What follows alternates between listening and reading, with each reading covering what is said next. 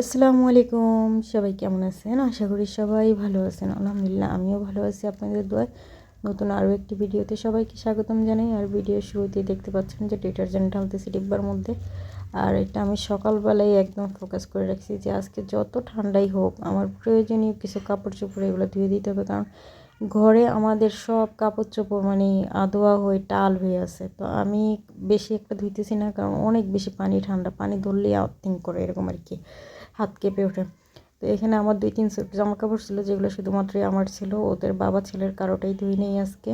তো ওগুলো ভিজিয়ে রাখছিলাম, ভিজিয়ে তারপরে থালাবাটি ধুইছি, তারপরে একটু ঘরের টুকটাক যে কাজগুলো আছে যেগুলো একদম না করলেই না, ওগুলো করা শেষ হয়েছে। তারপরে কাপড় চোপড়গুলো ধুয়ে এখন আসছি একটু বারান্দায় রোদে দিতে, কিন্তু রোদের দেখা তো আর নাই। আরে বাইরে বের হলে যে পরিমাণ ঠান্ডা লাগে, মনে হয় যে পুরা মানে সারা বাংলাদেশ মনে হয় ফ্রিজ হয়ে গেছে। সারা বাংলাদেশের কথা বলতে পারবো না, কিন্তু আমাদের এলাকা মনে হয় পুরো ফ্রিজ হয়ে গেছে। আমি তো দরজা খুললে মাত্রই মনে হয় যে আমি ফ্রিজের ভিতরে, মানে বাইরে বের হয়েছি মানে ফ্রিজের ভিতরে পা রাখছি এরকম লাগতেছে।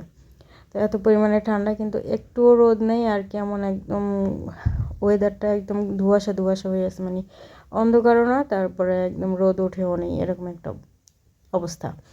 তো আমি কাপড়গুলো দিতেছি আর মনে মনে চিন্তা করতেছি এগুলো শুকাবে কোনো মতে, যদি নাও শুকায় অন্তত পক্ষে পানিগুলো তো ঝরবে, তাই না? আর বাসার ভিতরে ভিজা কাপড় দিলে আরও বেশি ঠান্ডা লাগবে। আর কাপড়গুলো নাড়াচাড়া শেষ হয়েছে যখন, তখন আমি বাসায় আসছি, মনে হয় যে আমি হিটারের মধ্যে ঢুকছি। মানে আমার বাসার মধ্যে আমি 2টা চুলা জ্বালাই রাখি, কারণ অনেক বেশি ঠান্ডা। আর এই ঠান্ডার মধ্যে চুলা জ্বালানোর পরেও মানে এত ঠান্ডা মনে হয় যে একদম বরফের মাছের যেরকম, আমরা যখন বাজারে মাছ কিনতে যাই মাছের যেরকম বরফের উপরে শোয়া রাখে, আমার কাছে মনে হয় যে আমিও এরকম বরফের ভিতরেই আসছি।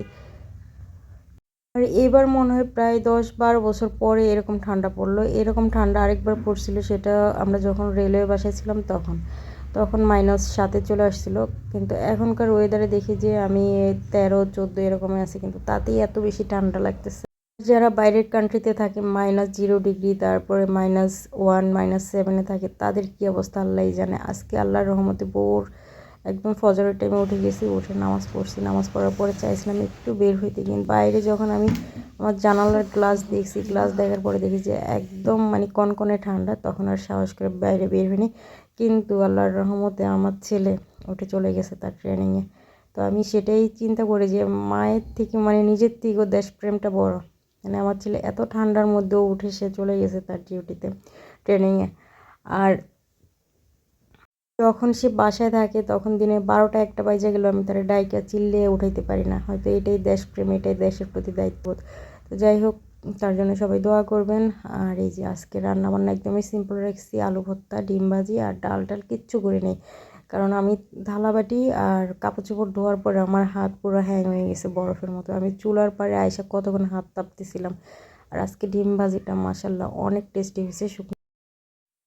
বাইরে কি পরিমাণ ঠান্ডা পড়তেছে, গ্লাস সব ঘাইমা পানি আসতেছে। দরজা জানালা কিছু খুলতে পারি না, শুধুমাত্র মনে হইতেছে যে ফ্রিজের দরজা খুলতেছে এরকম মনে হইতেছে, এত ঠান্ডা। আর বাইরে গেলে মনে হয় যে ফ্রিজের ভিতরে ঢুকে পড়ছে।